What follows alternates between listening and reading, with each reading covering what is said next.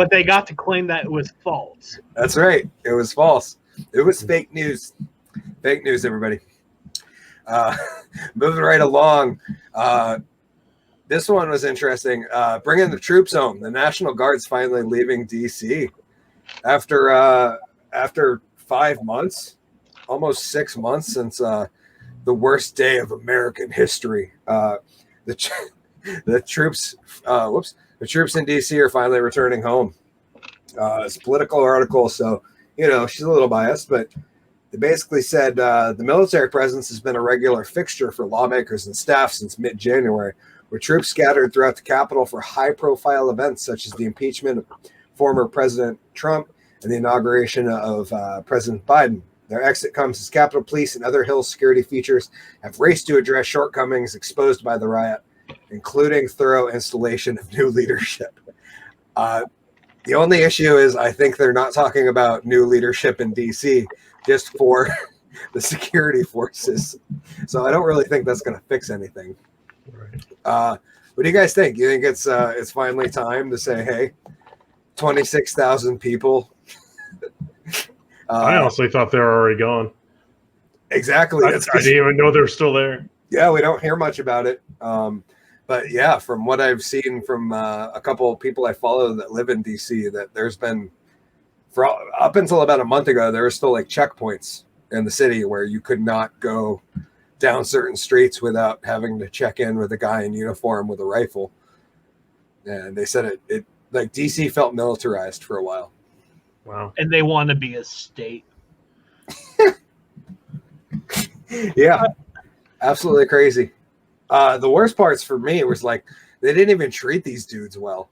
You know what I mean? Like all I kept seeing in the beginning was like, oh, they're sleeping in a parking garage with two outhouses and one outlet plug to charge their phones with. And then I was like, oh, 6 members of the National Guard got food poisoning from eating undercooked chicken. It was just like what the fuck are we doing? How is it that bad in the nation's capital? like soldiers in Afghanistan get treated better than that. I don't understand. I mean, you only have an insurgents every every couple decades. I guess it depends on how you define an insurgents. Because I seem to remember that the Ladies' March did about the same thing, but nobody talked about that like it was the end of our republic. Well, yeah, because that's bitches. Yeah, they're wearing pink hats. They're harmless. Yeah. What are those broads going to do? But if you take that pink hat and you just add a little bit of color and make it red, super evil. Game over. Yep, yeah. Super evil. Especially you put some white lettering on the front of it. My God. Awful. But yeah, so basically right now they're still trying to, even though it's been documented that they specifically didn't up staffing for Capitol Police, even though former President Trump said, hey, maybe we should bump up our security. There's a shitload of people coming to DC. They didn't. But now they're asking for $1.9 billion in emergency funding to bolster Capitol security. Sure, let's take it from the military-industrial complex. Yeah, I figure there's plenty of free money there. Yeah. I mean, we'll just keep the machine printers going. Brr. Maybe that's why they're releasing all this footage about UFOs and stuff. They're like, we got to cut the funding from Area 51 at some point. we need to get the public super concerned before that way they'll demand more research funding. Yeah. That's a great idea. Yeah, House Democrats last week passed roughly $1.9 billion emergency funding intended to bolster Capitol security, including tens of millions of dollars to help Capitol Police boost hiring, training, and other support services. Oh my God. I wonder why the police would have a hard time fucking hiring right now. Quick, work for the Capitol Police. In 6 months, you get a free iPhone. And you get like everybody to hate you, and the media talks shit about you the whole time. Although not necessarily true of the Capitol Police. I feel like they're the only police that the media actually held with high regard last year. Right? Like all the cops in the U.S. that don't do anything, the Capitol Police were like, look at these heroes. They saved Senator much. Pelosi, you know. Who was down the street Yeah, and away from this.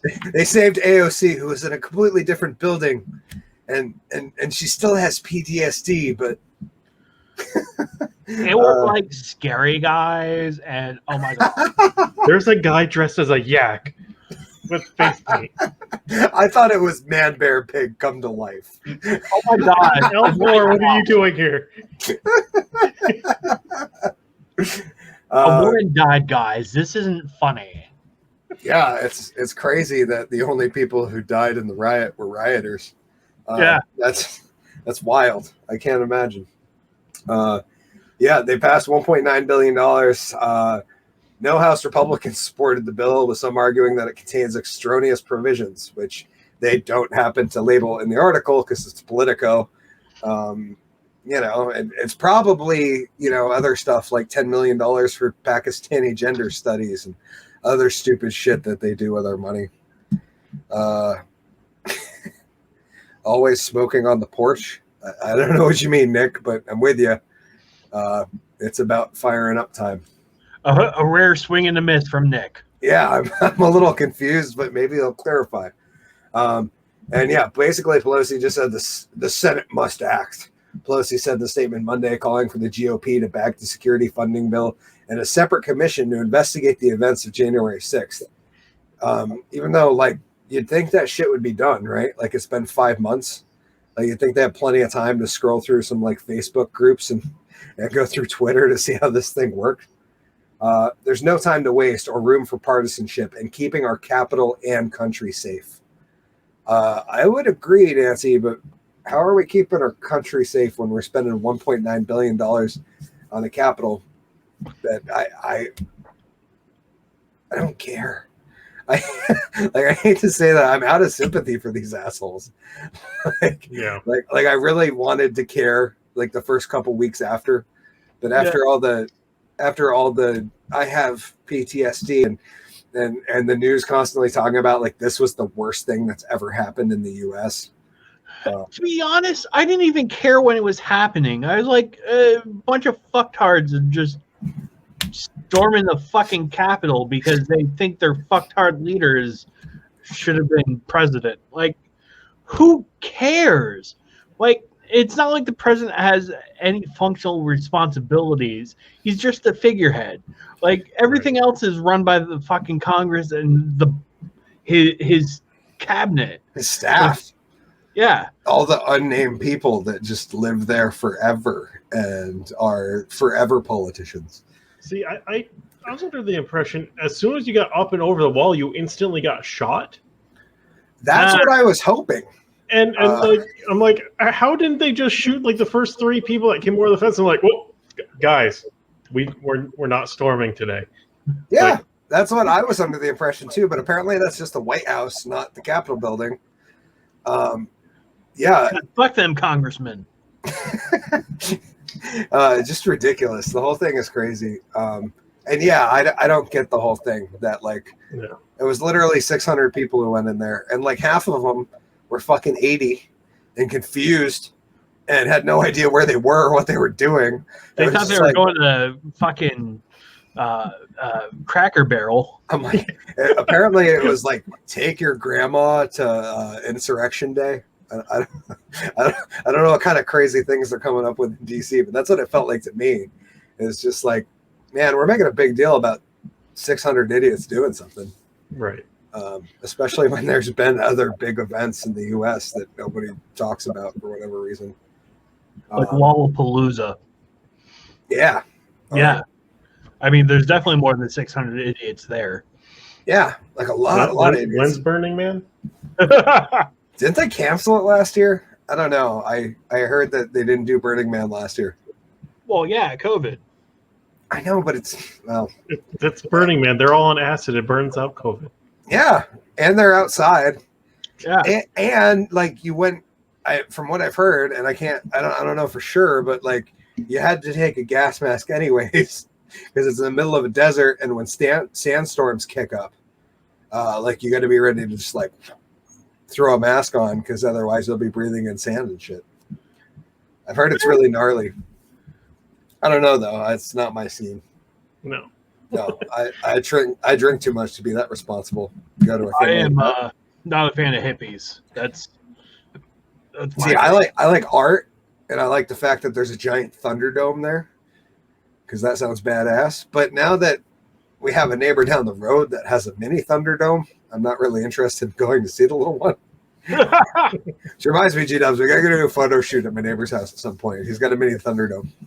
Nice. Like he welded one together. It's pretty dope. That's cool. We can be Master Blaster. Who runs Barter Town? We run Barter Town. That'd be awesome. We don't need another heat. I'm gonna stop there before we get kicked. Yeah, we're scared about copyrights, Captain, because our vocals are so close to realistic that, you know, we might get a copyright strike on the show if we sing too much. So I've gotten 2 on my YouTube. Well, not strikes, but I've gotten 2 emails saying no, stop it.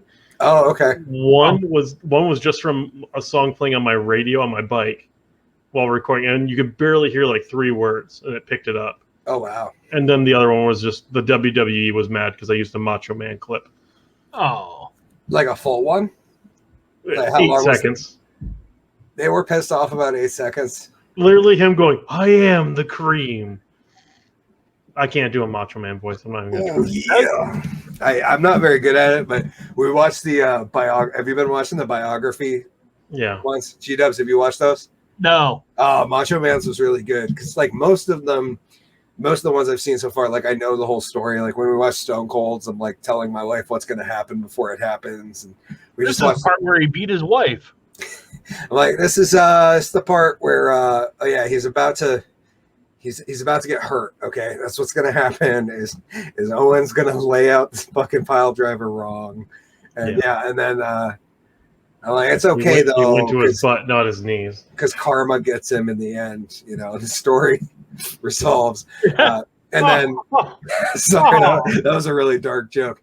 And then Shawn Michaels one was kind of the same because I kind of basically knew the story. But Macho Man was early enough that I wasn't like into wrestling in his early days, so I didn't know as much of his backstory, and it was really interesting. Yeah. But I found like the entire day after, I'm just like walking around work like, oh yeah. You know what I'm gonna do, brother? I'm gonna do a fat line of coke. I'm gonna come out and cut a promo with fucking white powder all over my face.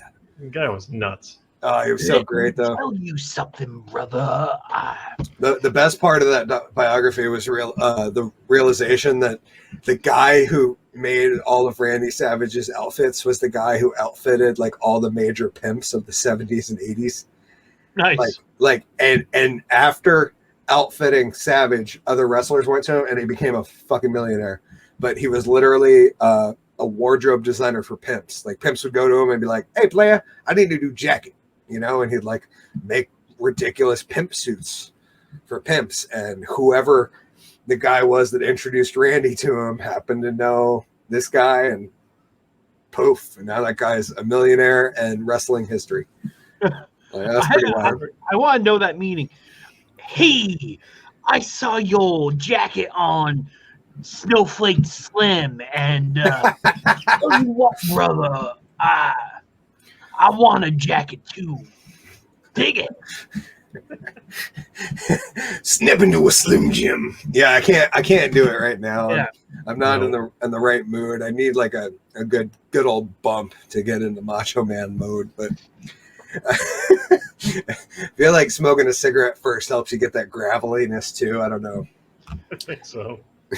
I try. Mine sounded like Michael Cera doing a fucking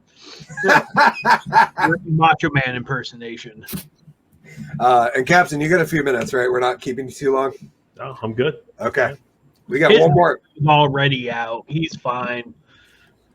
I just like to check. You know, I don't want you getting in trouble with the missus, especially in her current. Oh, she got the hormones now. Yeah, you're in trouble. I'm trying to protect my friends here. Okay. No, the downstairs is stocked with sweets and whatever. You got plenty of pickles. Plenty of pickles. Plenty of pickles. Well, clearly his wife is pregnant. Yeah, you gotta have pickles. Yep. I feel like that's the only time my wife would want pickles. Not that we've tested the theory or anything. I bet it is pickle. That's what I was talking about. Honey, Snap into a kosher dill. Last subject we're going to move right into. This should be